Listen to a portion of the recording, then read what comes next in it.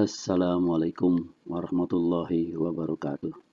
Sobat-sobat semua, kali ini saya, Dr. Yamin Hasibuan, ingin berbagi cerita di bidang kesehatan.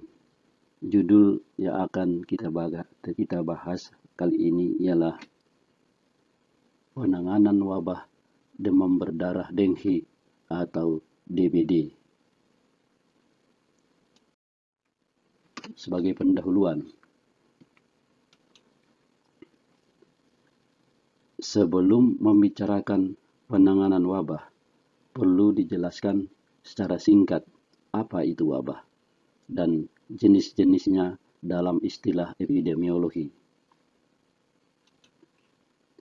Pengertian: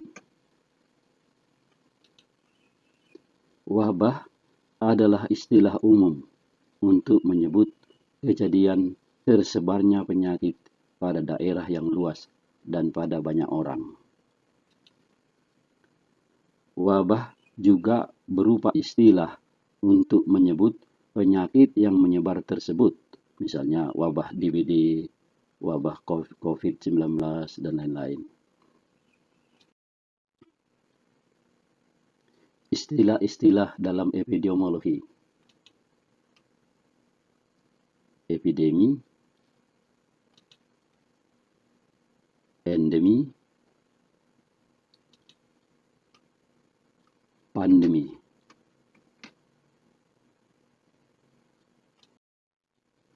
Kita bahas sekarang mengenai epidemi. Epidemi adalah timbulnya kasus baru penyakit dengan laju penyebaran yang melampaui dugaan pada suatu populasi manusia tertentu dalam suatu periode waktu tertentu yang didasarkan atas data mutakhir. Dengan kata lain, epidemi adalah wabah yang terjadi meluas lebih cepat daripada yang diduga.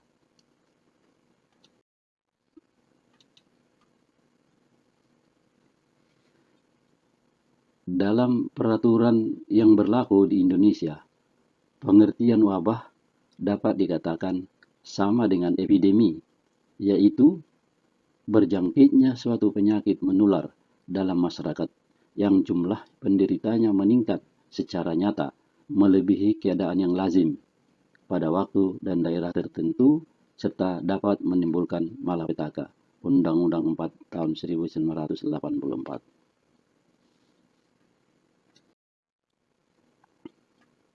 Sekarang kita bicarakan mengenai endemi.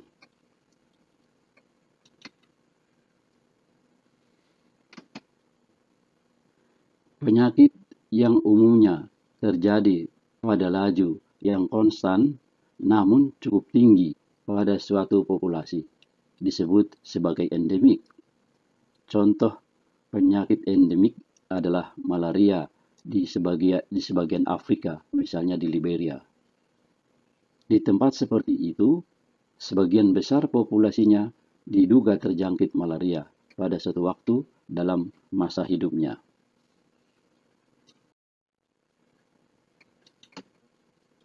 Sekarang mengenai pandemi. Pandemi adalah wabah penyakit yang terjadi secara luas di seluruh dunia. Dengan kata lain, penyakit ini sudah menjadi masalah bersama bagi seluruh warga dunia. Contoh penyakit yang tergolong pandemi adalah HIV atau AIDS dan COVID-19 yang sekarang ini. Tidak hanya itu, influenza yang saat ini tampak ringan pun adalah pernah menjadi penyakit yang masuk ke dalam kategori pandemik dan menjadi masalah bagi seluruh negara di dunia.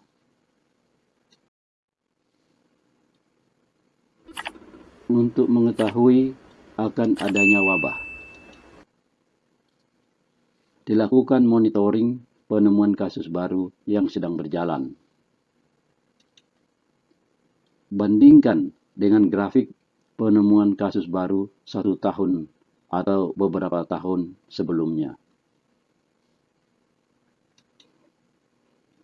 Bandingkan bulan demi bulan dan luasnya daerah penyebaran.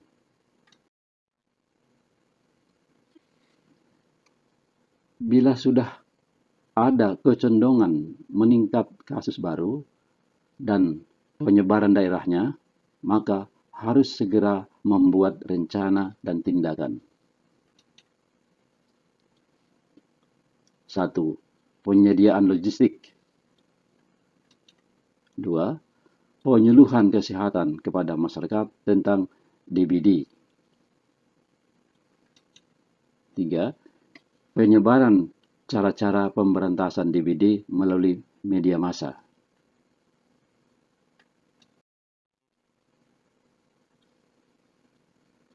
Pencegahan dan pemberantasan DBD.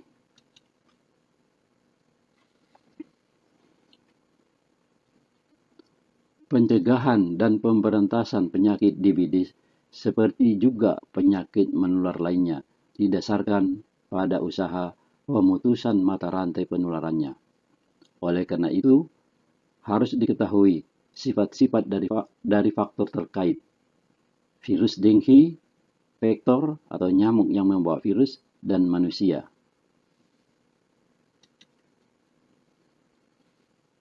Setelah mengetahui ketiga faktor ini, maka dipilihlah tindakan atau intervensi untuk memutuskan mata rantai penularan. Bahasan penanganan wabah. 1. Dibicarakan mengenai virus Dengue. 2. Vektor, yaitu nyamuk Aedes aegypti. 3. Mengenai manusia. 4. Lingkungan. Dan kelima baru, metode penanganan wabah.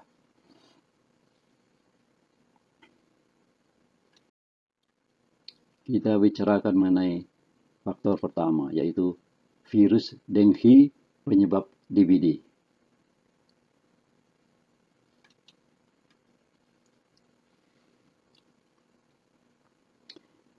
Penyebab DBD adalah virus Dengue berada dalam perut nyamuk.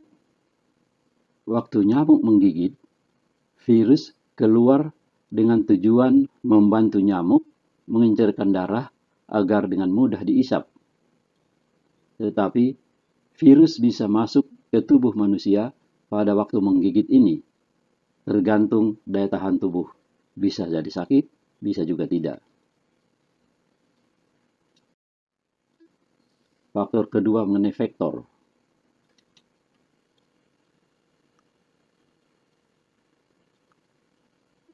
Yaitu mengenai nyamuk Aedes aegypti. Nyamuk ini hidup dalam genangan-genangan air, artinya dalam siklusnya, di selokan maupun di benda sekitar rumah, ban bekas, tergenang air, tempat air minum burung dalam sangkar, potongan bambu bisa menampung air, kaleng-kaleng bekas, bak mandi, peralatan rumah, dan lain-lain.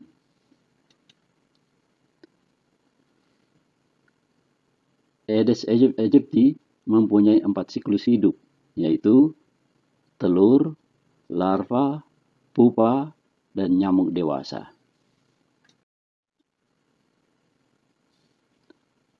Siklus hidup Aedes aegypti.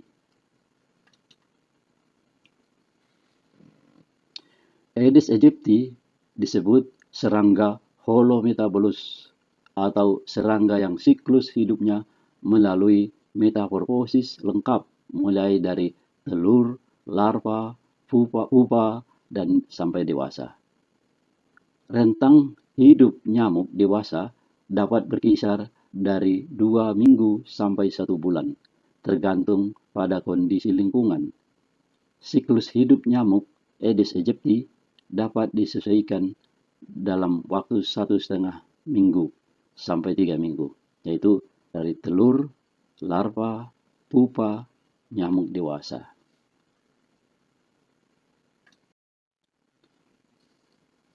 Telur nyamuk Aedes aegypti. Setelah nyamuk mengisap darah, nyamuk Aedes aegypti yang betina menghasilkan rata-rata 100 sampai 200 telur per fase. Selama hidupnya, nyamuk betina bisa memiliki hingga 5 fase bertelur. Jumlah telur tergantung pada banyaknya darah yang diisap. Telur diletakkan pada permukaan yang basah atau air tergenang. Misalnya lubang pohon dan kontainer buatan manusia seperti tong, ember, vas bunga, pot tanaman, botol bekas, kaleng, ban, pendingin air, dan lain sebagainya. Sekarang kita bicarakan mengenai telur nyamuk. Telur Aedes aegypti ukurannya sangat kecil, sekitar 1 mm, berbentuk lonjong memanjang. Ketika pertama kali diletakkan, telur tampak putih, tapi dalam beberapa menit berubah menjadi hitam mengilap. Di iklim hangat, telur dapat berkembang dalam waktu 2 hari, sedangkan di iklim daerah dingin dapat memakan waktu hingga seminggu. Yang harus kita perhatikan adalah telur yang sudah diletakkan bisa bertahan dalam waktu yang sangat lama, bahkan bisa sampai setahun. Begitu terkena air, telur akan segera menetas. Hal inilah yang membuat kontrol nyamuk virus dengki sangat sulit.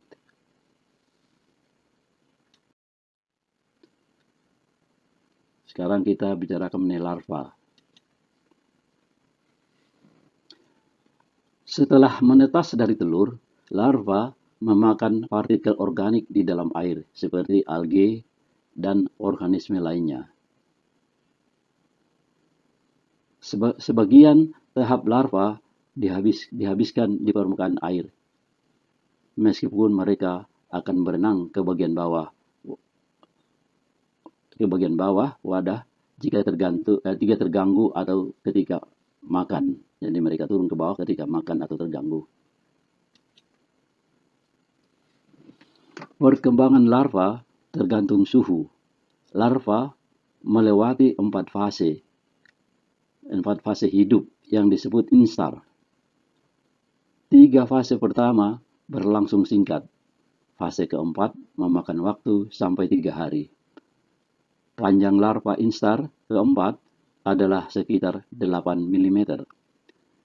Larva jantan berkembang lebih cepat daripada betina, sehingga lebih cepat berubah menjadi kepompong. Ini juga wajib menjadi perhatian. Jika suhu dingin, larva Aedes aegypti dapat bertahan lama berbulan-bulan selama pasokan air memadai. Pastikan tidak ada pasokan air untuk perkembangan larva di sekitar Anda.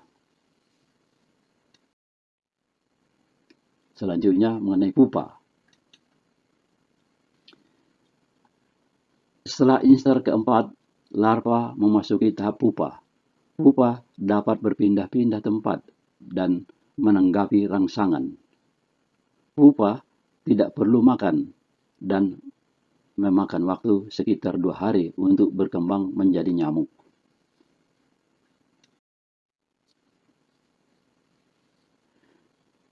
Nyamuk dewasa, sekarang kita bicara mengenai nyamuk dewasa. Nyamuk dewasa muncul dengan cara menelan udara untuk memperluas ukuran perutnya, sehingga kepompong terbuka dan muncullah kepala nyamuk sebelum terbang ke udara. Nyamuk yang sudah Nyamuk ini sudah siap menghisap darah warnanya hitam dengan bintik-bintik putih. Nyamuk menggigit manusia pada siang hari. Jadi begitu keluar dari kepompong, nyamuk ini sudah lapar. Dia langsung mencari manusia untuk digigit.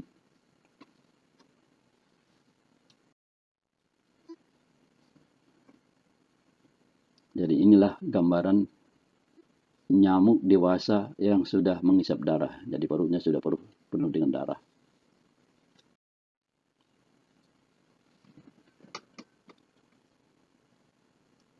Memutuskan mata rantai siklus kehidupan nyamuk. Di sini kita lihat dalam gambar ini siklus nyamuk mulai dari dewasa menghisap darah, kemudian bertelur, berkembang menjadi larva sekitar 5-7 hari, kemudian pupa selama 1-2 hari, kemudian menjadi keluar dari kepompong menjadi nyamuk dewasa. Nyamuk dewasa yang warnanya hitam seperti ini dengan kakinya bintik-bintik putih.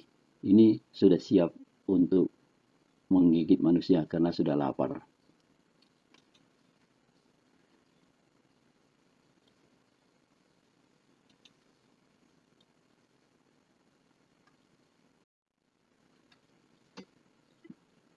Sekarang kita bicara mengenai faktor manusia. Manusia bisa tertular digigit nyamuk Aedes aegypti karena tidak paham mengenai DBD, kurang memahami kesehatan masyarakat, kurang kooperatif dengan petugas kesehatan dan lingkungan perumahan, daya tahan tubuh lemah. Apabila telah tertular, maka dia akan sakit atau tidak sakit tergantung daya tahan. Bila sakit, inilah gejala DBD.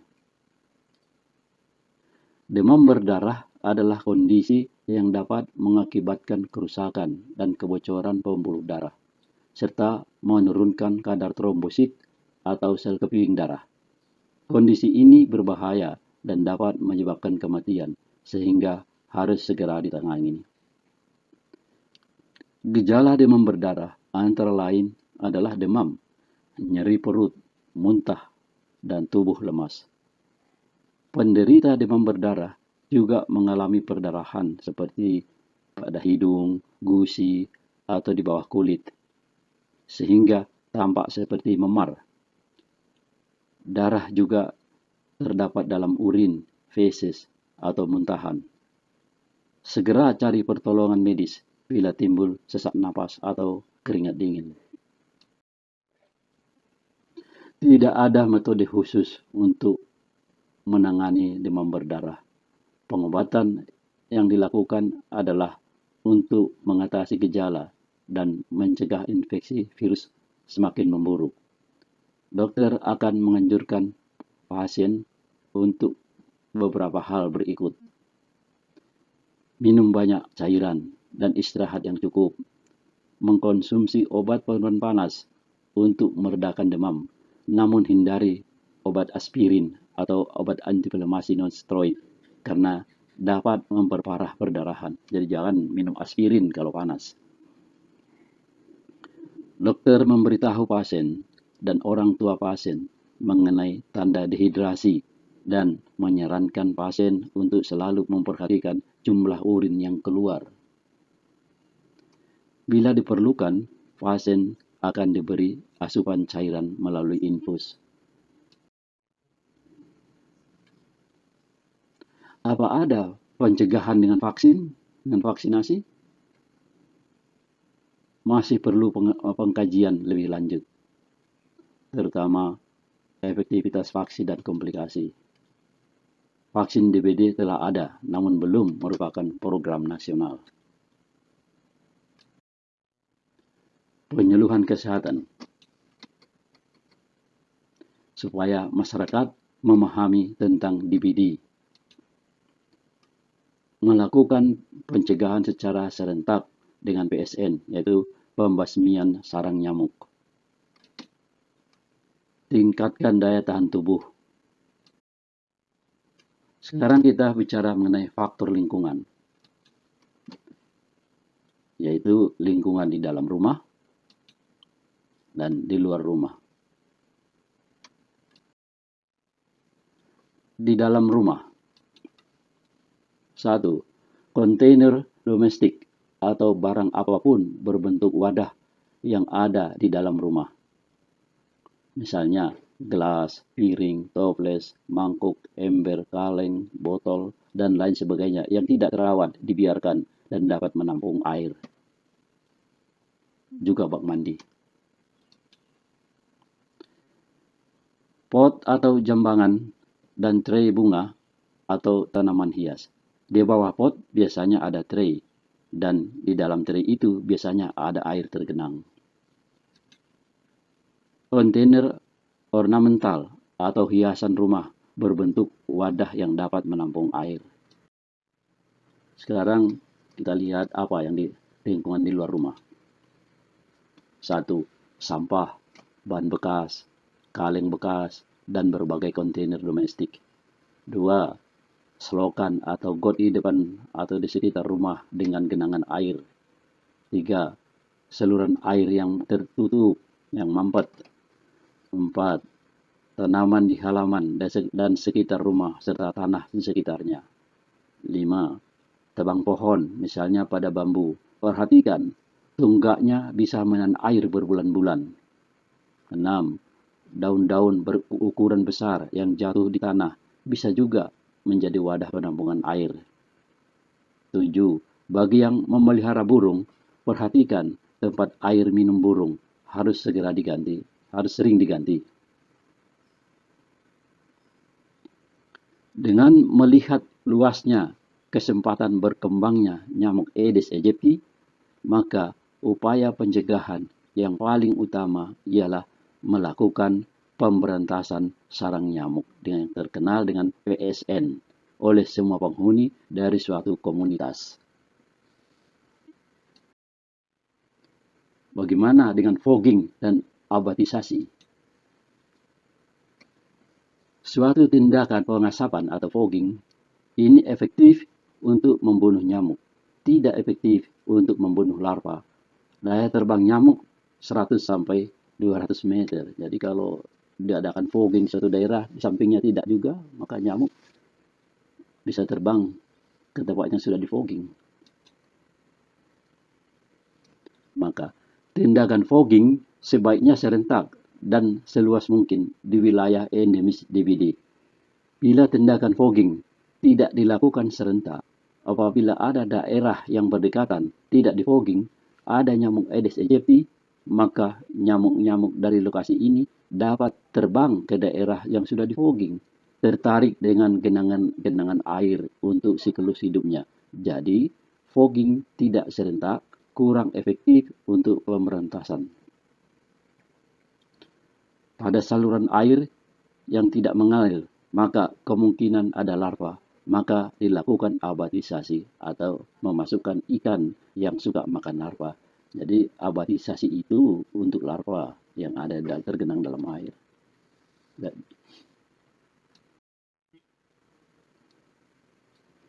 Kesimpulan tindakan-tindakan. Berdasarkan sifat-sifat faktor tadi, maka yang paling efektif adalah pemberantasan sarang nyamuk atau PSN,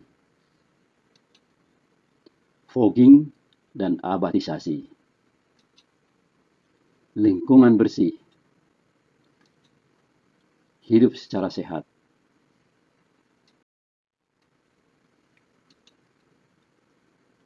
Kesimpulan mengenai metode pemberantasan. Metode pemberantasan dibuat dalam leaflet agar masyarakat dengan mudah memahaminya. Inilah leaflet yang terkenal dari Dinas Kesehatan. Ada istilah 3M, sekarang 3M, yaitu mengubur, menguras, menutup. Jadi barang-barang bekas dikubur, kalau bak mandi sering dikuras, kemudian menutup semua benda-benda yang terbuka yang kemungkinan besar bisa didatangi oleh nyamuk.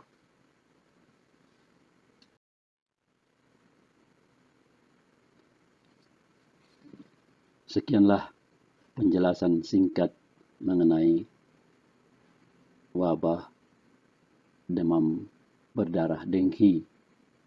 Semoga bermanfaat.